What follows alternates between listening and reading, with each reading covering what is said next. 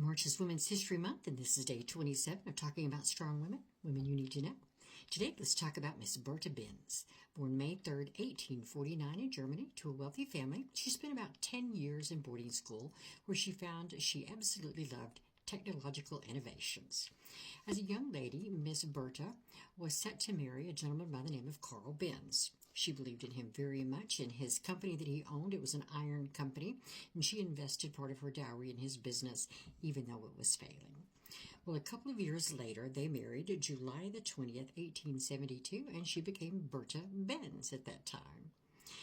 He took the rest of the dowry, or took a great deal of that dowry anyway, as it was now considered by law his money, and invested it in a new business, which was the business of a horseless carriage. She invested not only financially, but she invested her time and her smarts, her talents, and helped out with this horseless carriage just as much as he did. She wasn't just a pretty face. She was very much invested in many ways in this business. And on July the 3rd, 1886, the Benz patent Motorwagen automobile was introduced to the world, the very first automobile in the world. They produced it on a small scale. They sold about 25 of them over a decade. Now, Miss Bertha believed very much in this vehicle, and she believed very much in her husband. He, however, was not as outgoing as her and wasn't really as confident in this product and his talents, and wasn't really pushing to sell this new vehicle as much as she thought that it could be and should be. So she hatched a plan.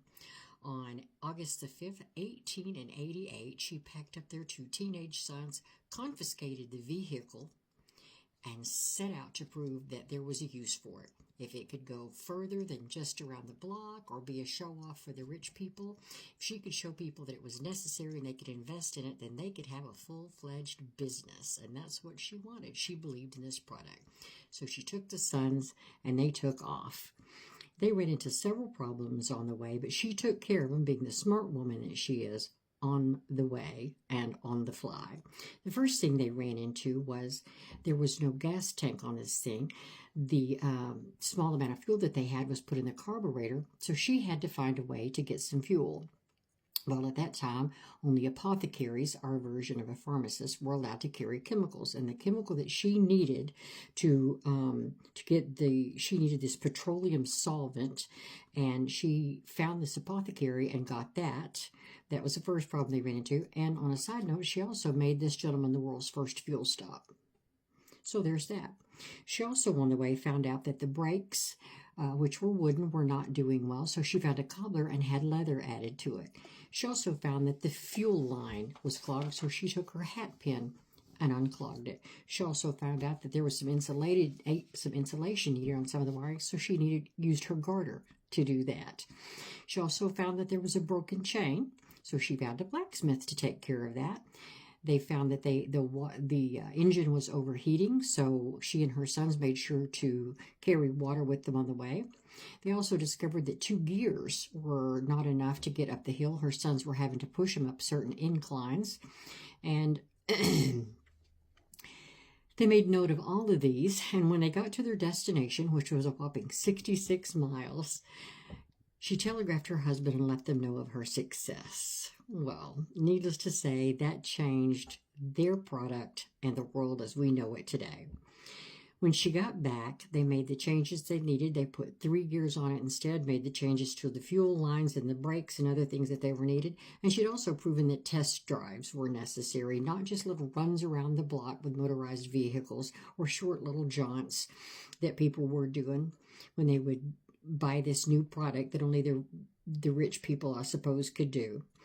But needless to say, Mrs. Benz not only made history that day in that long run, but she was the first female to do so. So yay, Miss Benz. She passed away at the age of 95 in their family home on May 5th, 1944.